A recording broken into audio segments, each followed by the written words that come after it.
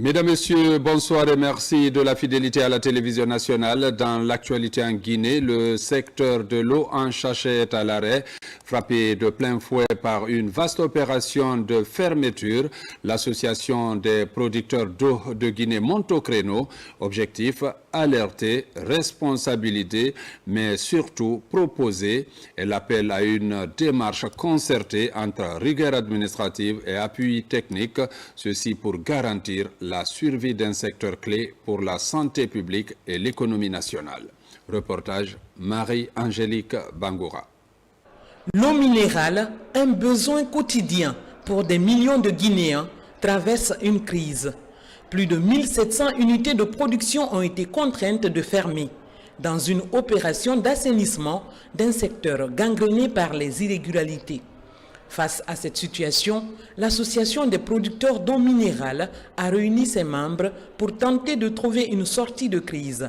Au centre des discussions, les obstacles administratifs, les exigences sanitaires et la nécessité d'une reprise encadrée. Ce n'est pas le moment de baisser les bras. Bien au contraire, c'est le moment de rester unis, disciplinés et solidaires entre nous. Je vous exhorte à garder le calme, à éviter toute réaction précipitée. C'est le moment de rester et à nous faire confiance pour porter notre voix là où elle devrait être entendue. Dans les jours qui vont venir, qui vont suivre, nous prendrons personnellement l'initiative de rencontrer les autorités compétentes sous couvert du département ou de la section de l'industrie. Les producteurs plaident pour une régularisation progressive et un dialogue réel avec le ministère de l'Industrie et des PME. Ils rappellent leur rôle clé dans la distribution d'eau potable, mais soulignent aussi l'urgence d'un accompagnement pour se mettre en conformité. Nous avons respecté scrupuleusement les consignes qui ont été données. Donc, mais ce que nous pouvons demander aux autorités, c'est de voir notre situation, de tenir compte de notre état. Donc l'État n'a qu'à essayer de nous aider et non qu'à accélérer le processus de traitement des dossiers. Nous sommes derrière eux, nous les soutenons. Il y a beaucoup d'usines qui se trouvent sur le marché qui ne devaient pas exister. Donc ils n'ont qu'à faire le tri, faire la part des choses. Ceux qui respectent les règles d'hygiène et de propriété, ils n'ont qu'à essayer de nous libérer ceci pour désamorcer un peu la crise sur le terrain. Tout ce que l'État dit, c'est ça qui est la vérité, c'est ça qui est vrai. L'État ne peut pas prendre les décisions, ce qui n'arrangera pas de nous, ce qui n'arrangera pas le pays. Ce qui est concernant les sachets et le bidon, si les usines ouvrent, ceux qui sont en norme, nous travaillerons sur ça ensemble. Ce qui est faisable, on va prendre les décisions ensemble pour faire ça, ce qui va arranger le pays. La fermeture actuelle, si elle pèse sur le secteur, est aussi vue comme une opportunité pour les entreprises respectueuses des normes de se consolider et pour les autres de se mettre à niveau.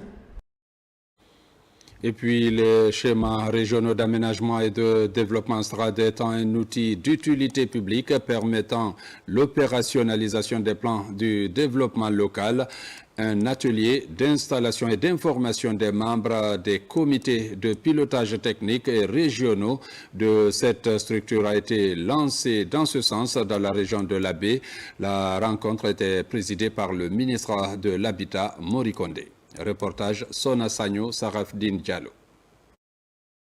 Les schémas régionaux d'aménagement et de développement constituent un outil stratégique pour concrétiser les plans de développement local en cohérence avec les politiques nationales et les objectifs de développement durable. C'est dans ce cadre que le ministère du Plan, à travers la Direction nationale du Plan, a lancé à l'Abbé un atelier d'installation et d'information des membres des comités de pilotage technique et régionaux. Le message fort au niveau des collectivités décentralisées, c'est de croire au programme économique, socio-économique et durable et responsable, le programme Simandou 2040, et de croire aux schémas régionaux d'aménagement et de développement, de croire à tous les documents de planification, car ces documents ne sont élaborés que dans le seul objectif d'améliorer le bien-être de nos citoyens. Représentant le ministre du Plan, Mori Kondé a officiellement lancé les travaux. Dans une déclaration franche, il a souligné les atouts d'une coordination efficace des investissements à l'échelle locale pour un développement structuré.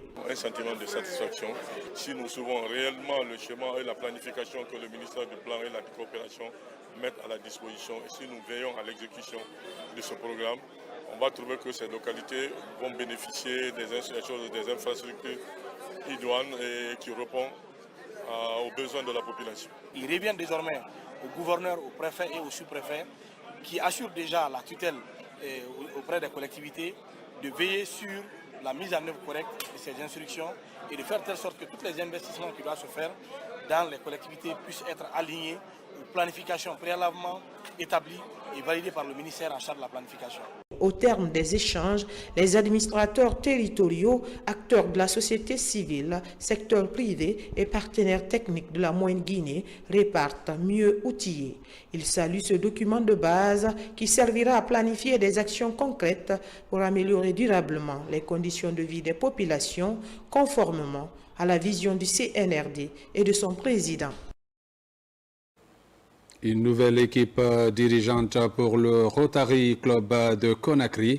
L'équipe entrante va poursuivre l'œuvre en faveur des couches défavorisées, ceci pour atteindre les objectifs. Plus de détails avec Ousmane Ba, Salif Ossila. Après un mandat bien rempli, ces Rotariens passent la main à une nouvelle équipe dirigeante des 4 clubs de Rotary Conakry. La cérémonie se déroule autour d'un dîner. De l'engagement de chacun, l'on passe à la série du port de collier qui atteste la solennité et la haute portée de la mission que ces acteurs doivent remplir pour 2025-2026. Un mandat qui s'annonce avec promesses et défis. L'année rotarienne qui s'ouvre devant vous s'annonce riche de promesses et de défis. Après la magie du Rotary, voici venu le temps de notre bel engagement.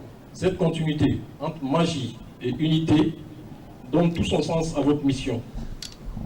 Nous vous tendons ce soir nos colliers, symbole d'honneur, mais aussi de devoir.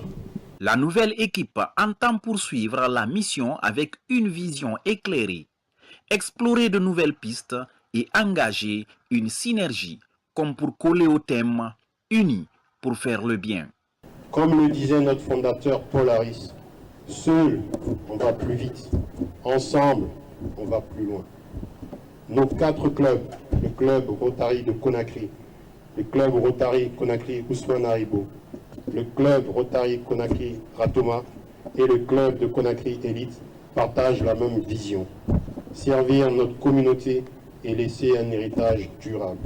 Avec un sens du devoir vis-à-vis des couches défavorisées, Rotary œuvre pour la paix, la santé, l'éducation, l'hygiène et la protection de l'environnement, entre autres.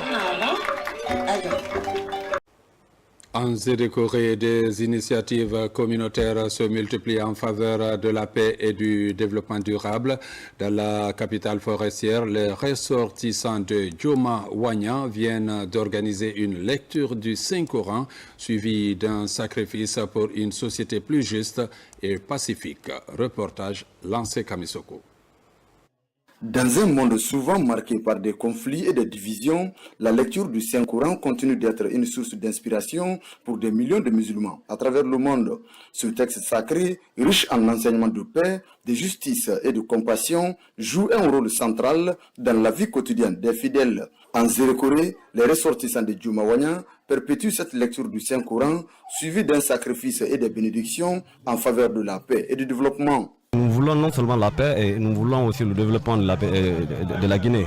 Donc tout ce qui est lié au projet de développement, nous sommes impliqués. Lecture du Saint-Coran, les bénédictions, les prières et sacrifices pour la paix, l'unité nationale, le vivre ensemble en République de Guinée. C'est le lieu et le moment de réaffirmer l'engagement des sages et des jeunes à accompagner notre cher président, le général Mamadi Doumbouya, pour l'atteinte de ses objectifs. Pour beaucoup, la lecture régulière du Coran est bien plus qu'un simple acte religieux. C'est un moment de réflexion pour mieux comprendre les valeurs de patience, de tolérance et de solidarité. Ces valeurs, lorsqu'elles sont intégrées dans la vie quotidienne, peuvent contribuer à atténuer les conflits et à promouvoir une coexistence pacifique.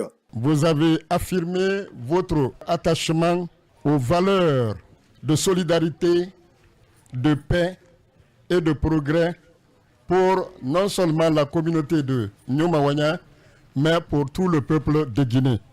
Votre engagement témoigne d'un esprit de responsabilité et d'un sens élevé de l'intérêt collectif. Le sacrifice est une notion profondément ancrée dans la foi islamique. De nombreux musulmans s'engagent dans les actions philanthropiques, éducatives et sociales, souvent inspirées par les principes énoncés dans le Coran pour bâtir des sociétés plus justes et pacifiques. Comme on parle de paix et de cohésion sociale, les animateurs de l'émission Fidjindaro Fouta de la radio Sabou FM 97.7 ont récemment organisé un match de gala de football au stade du quartier de Sonfonia Centre. Le but de ce rendez-vous sportif est de renforcer les liens d'amitié entre les auditeurs et le personnel de cette station. Le récit avec Mikini Moussa Kamara. Les animateurs de l'émission Fidjindaro Fouta de la radio Sabou FM 97 mettent la barre haut. Ils sont au stade de Sonfonia Centre pour l'organisation de ce match de gala de football. Le rapprochement entre les auditeurs de cette station dédiée à la promotion des langues nationales et son personnel est l'objectif recherché. L'objectif de cette mobilisation ici, c'est pour renforcer les liens d'amitié entre les auditeurs et auditrices de la radio Sabou FM, plus particulièrement l'émission Fidjindaro Fouta. D'ailleurs, c'est une émission qui passe tous les dimanches à partir de 15h00 jusqu'à 16h30. Donc, vu l'engouement des auditeurs à travers cette émission, vraiment, j'ai jugé nécessaire de créer, comme on appelle, une plateforme pour prendre les fidèles auditeurs, parce que si vous imaginez, il y a beaucoup d'auditeurs qui peuvent appeler pour dire vraiment je salue telle personne, mais l'occasion n'est pas permise pour se voir. Donc c'est la raison pour laquelle j'ai pris cette initiative vraiment pour créer cette plateforme pour vraiment renforcer les liens d'amitié entre les auditeurs et auditrices. Parce que cette émission est écoutée jusqu'à l'intérieur du pays. Oui, l'importance de notre émission Fidjindaro Fouta, c'est une émission qui se passe en langue nationale et c'est très important parce que la plupart de la population en Guinée sont illettrés et c'est pas juste qu'on anime toutes les émissions en français ou dans les autres langues étrangères. Vraiment, ce que j'ai à dire au gouvernement, c'est de nous soutenir, nous guider, surtout nous accompagner financièrement. Cette radio libre a réussi à s'imposer aujourd'hui dans l'écosystème des médias guinéens grâce au professionnalisme, au management et à l'esprit de créativité de ses agents. Nous avons déjà été d'organiser ce match de gala dans le but de renforcer les liens amicaux existants entre les auditrices et auditeurs de l'émission Fidjindaro Fouta, mais aussi et surtout de renforcer l'unité, la solidarité entre la jeunesse guinéenne. Parce qu'aujourd'hui, le football est devenu un facteur d'attraction, un facteur aujourd'hui qui rassemble la jeunesse.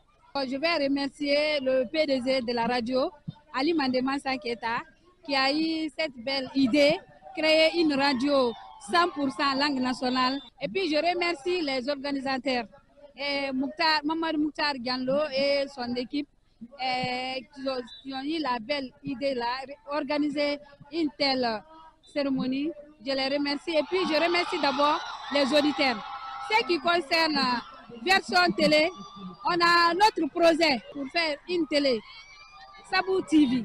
L'émission Fidjindaro Fouta est très suivie chaque dimanche de 15h à 16h30 par de nombreux auditeurs de la fréquence 97.7. Cette radio crédible a réussi à drainer de nombreux partenaires financiers et stratégiques autour du cuiron. Mesdames, Messieurs, c'est la fin de cette édition. Merci à vous qui nous suivez dans le Kakandé comme partout ailleurs dans le monde.